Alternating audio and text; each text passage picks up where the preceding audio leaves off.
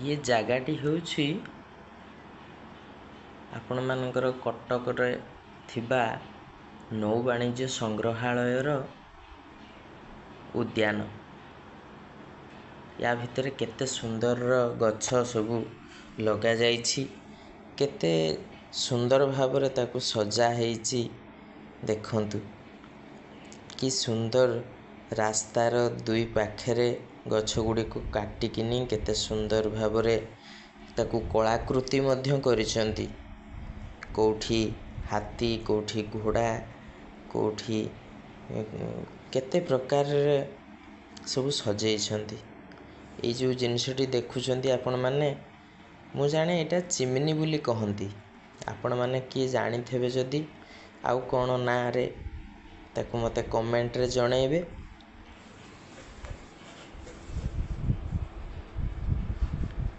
ତା ପାଖକୁ ଯିବା, ଚାଲନ୍ତୁ ଦେଖିବା କେଉଁ ଭଳି ଭାବରେ ସେ ଜିନିଷଟି। ବହୁତ ପୁରାତନ ଜିନିଷ ଇଏ। ଯେତେବେଳେ ଏଇଠୁ ନାବିକମାନେ ଆମ ଦେଶରୁ ଜିନିଷପତ୍ର ନେଇକି ଅନ୍ୟ ଦେଶକୁ ଯାଉଥିଲେ ବେପାର ବାଣିଜ୍ୟ କରିବା ପାଇଁ, ସେତେବେଳରୁ ଏ ଚିମିନିଟି ତିଆରି ହେଲାଣି।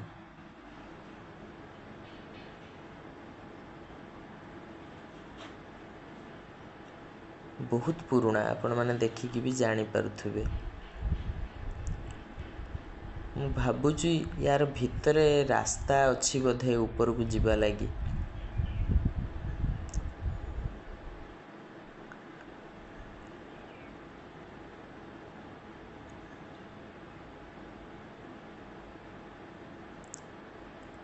କିଭଳି ଭାବରେ ଏସବୁ ରାସ୍ତା ତିଆରି ହେଇଛି।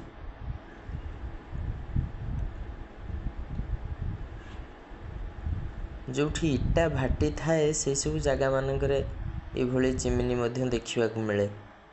ଦେଖନ୍ତୁ ଏଇ ଯେଉଁ ସାମ୍ନାରେ ଯେଉଁ ଗଛଟିକୁ ଥାକ ଥାକ କରିକିନି କେମିତି କାଟିକିନି କରାଯାଇଛି। ତା ଭିତରେ କେତେ ସୁନ୍ଦର ସବୁ ଗଛ, ଫୁଲ ଗଛ ଲାଗିଛି। ବସିବା ପାଇଁ ବି ବହୁତ ସୁବିଧା କରିଦିଆଯାଇଛି। ତା ଭିତରେ ଆପଣମାନେ ବସିପାରିବେ। ବହୁତ ଶାନ୍ତ ପରିବେଶ।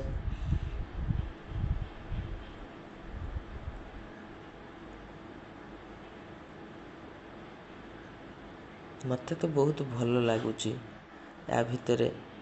ଆପଣମାନଙ୍କୁ ବି ଆଶା ମୋର ଭଲ ଲାଗିବ।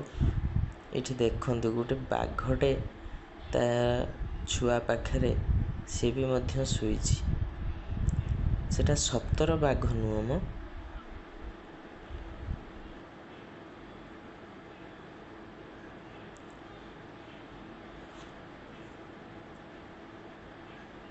ପିଲାମାନଙ୍କୁ ଆକୃଷ୍ଟ କରିବା ପାଇଁ, ବାଘର ଚିତ୍ରଟିଏ ଦେଖାଇବା ପାଇଁ। ଦେଖନ୍ତୁ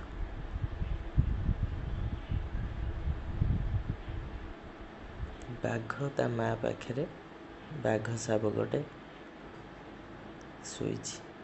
ଏଠି ଟିକେ ଦୋଳି ଦେଖିକିନି ମୋର ମନେ ପଡ଼ିଗଲା ପିଲାଦିନର କଥା। ତେଣୁ ଦୋଳିରେ ବସିଗଲି ଆଉ ଝୁଲିବାକୁ ଲାଗିଲି। ବହୁତ ପୁରୁଣା କଥା ସବୁ ମନେ ପଡ଼ିଲା। ଛୋଟବେଳେ ଆମେ ରଜରେ କେମିତି ଦୋଳି ଖେଳୁଥିଲୁ। ଅବଶ୍ୟ ଇଏ ହେଉଛି ଲୁହା ଜଞ୍ଜିରରେ ବନ୍ଧା ହେଇଥିବା ଦୋଳି। ସିଏ ଥିଲା ଆମର କାଠ ପଟା ଆଉ ବାଉଁଶ। ଯେଉଁମାନେ ରଜରେ ଦୋଳି ଖେଳିଥିବେ ସେମାନେ ମୋତେ କହିବେ, କାଠପଟା ଆଉ ବାଉଁଶରେ କମେଣ୍ଟରେ ମୋତେ ଜଣାଇବେ।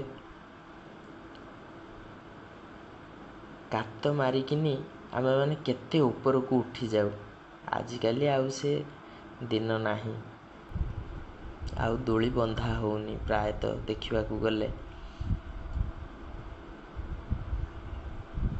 ଦୋଳି ଯେଉଁମାନେ ବି ଖେଳୁଛନ୍ତି ଏବେ ସବୁ 150-200 ଟଙ୍କା 300 ଟଙ୍କାରେ ବଜାରରେ ମିଳୁଥିବା କପଡ଼ାରେ ବୁଣା ହେଇଥିବା ଦୋଳି ଆଣିକିନି ଘରେ ବାନ୍ଧିକି ସମସ୍ତେ ଖେଳୁଛନ୍ତି। ଆଉ ସେ ବାଉଁଶରେ ତିଆରି ଦୋଳି ନାହିଁ। ସେଦିନ ଆମେ ସନ୍ଧ୍ୟା ପର୍ଯ୍ୟନ୍ତ ଥିଲୁ ସେଠି। ସନ୍ଧ୍ୟା ବେଳେ ଲାଇଟ୍ ଯେତେବେଳେ ଜଳିଲା ବହୁତ ସୁନ୍ଦର ଦେଖାଯାଉଥିଲା। ସେ ଗଛମାନଙ୍କରେ ସବୁ ଲାଇଟ୍ ଦିଆ ହେଇଥିଲା, ସୁସଜ୍ଜିତ କରାଯାଇଥିଲା। ସେ ଧଳା ବିଲ୍ଡିଂକୁ, ଧଳା ଘରଟିକୁ ରଙ୍ଗୀନ ଆଲୁଅରେ କେମିତି ସଜେଇ ଦିଆଯାଇଛି, ଗୋଲାପୀ ରଙ୍ଗର।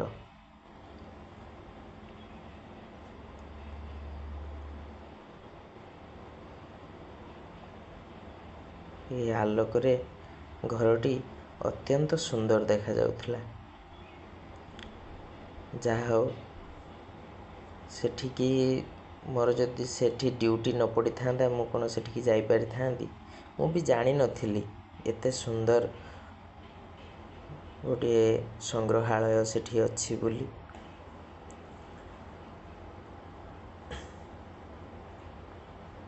ଆପଣମାନେ ବି କେତେବେଳେ ସେଠିକୁ ଆସିବେ, ଦେଖିବେ କେତେ ସୁନ୍ଦର ଭାବରେ ସେସବୁ ଜିନିଷକୁ, ବହୁତ ପୁରୁଣା ଜିନିଷକୁ ସେମାନେ ସାଇତି ସଜେଇ ରଖିଛନ୍ତି।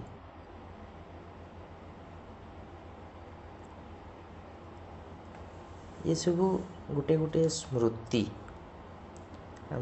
ଆମର ପୂର୍ବଜମାନେ କିଭଳି ଭାବରେ ସେ ଜିନିଷକୁ ବ୍ୟବହାର କରୁଥିଲେ, ତାକୁ ସେଠି ସଂଗ୍ରହ କରିକି ରଖାଯାଇଛି।